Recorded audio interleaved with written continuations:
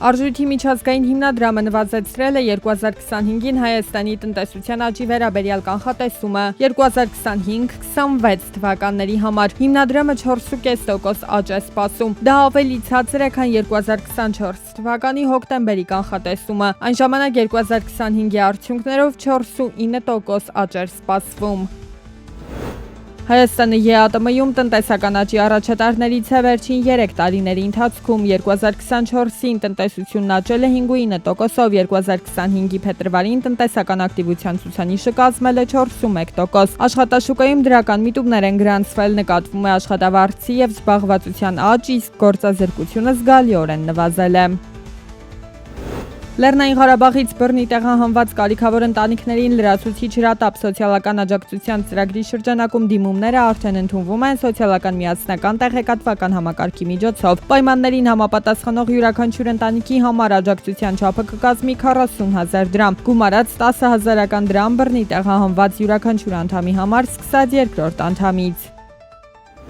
Մեկնարկել է բարձր տեխնոլոգիաների ոլորտում գործունեություն իրականացնող կազմակերպություններին ու անհատ ձեռնարկատերերին պետական աջակցությունների տրամադրման գործընթացը։ Հայտերի ընդունումը արդեն սկսված է։ Ծրագրի շրջանակում տրամադրվում է աջակցություն աշխատանքային միգրանտների, նոր աշխատողների ներգրավման և կադրերի վերապատրաստման համար։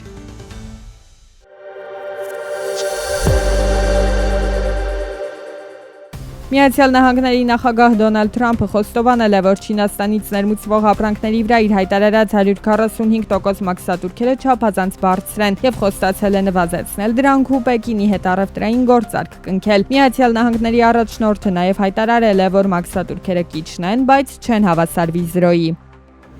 Եվրոպայի խոշորագույն դեղագործական ընկերությունները կոչ են արել Եվրամիության ղեկավարությանը զգալիորեն բարձրացնել դեղերի գները Միացյալ Նահանգների բարձր մաքսատուրքերի սպառնալիքի պայմաններում արտադրողներին աջակցելու համար։ Եվրոպական դեղագործական ընկերությունների եկամուտների զգալի մասը գալիս է հենց նահանգներից, որտեղ դեղերի գները միջինում 2-3 անգամ բարձր են, քան մյուս խոշոր զարգացած երկրներում։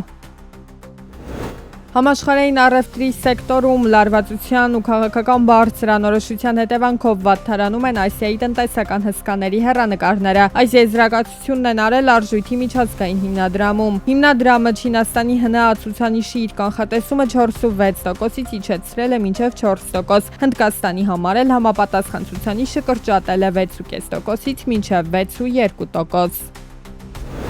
Անցյալ տարվա վերջին եռամսյակի ավարտին Հունաստանում գրանցվել է Եվրամիության ամենաբարձր պետական պարտքը, հասնելով ՀՆԱ-ի 153.6%-ին։ Երկրորդ տեղում Իտալիան է, որի պետական պարտքը կազմել է 135.3%։ ՀՆԱ-ի 113%-ով էլ հաջորդում է Բելգիան։ Ինչ վերաբերում է պետական ամենացածր պարտքը ունեցող պետություններին, ապա Էստոնիան առաջին տեղում է 23.6%-ով։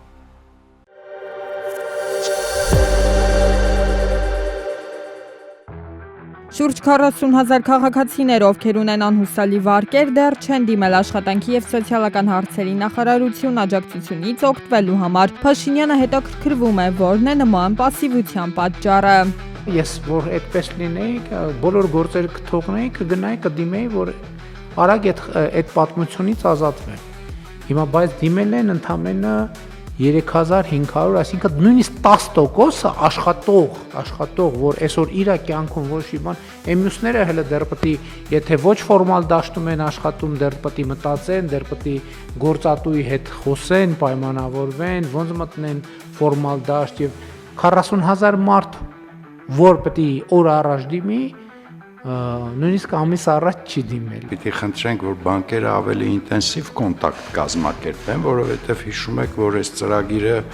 ունի դուալ էֆեկտ, իրանք էլ են ստանում էֆեկտներ, որովհետև կապիտալ է վերականգնում։ Փոխվարչապետի կարծիքով բանկերը անգամ կարող են զանգի միջոցով իրենց հաճախորդներին տեղեկացնել ծրագրի առկայության մասին ու ստանդարտ գործարքներ սահմանել։ Աշխատանքի և սոցիալական հարցերի նախարարությունից էլ պարզաբանում են, աջակցության ծրագիրը ընդամենը 1 ամիս է ինչ գործարկվել է, դիմողների մեծ թվաքանակ դեռ ակնկալվում է։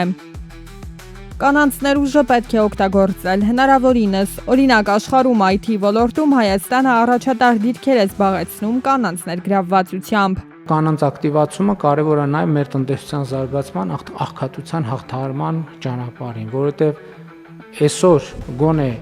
էլի վիզուալ տպավորությամբ բազմաթիվ ընտանիքներ Հայաստանի Հանրապետությունում կապրեին, չեմ ասում բացարձակ պայմաններում, բայց ավելի լավ,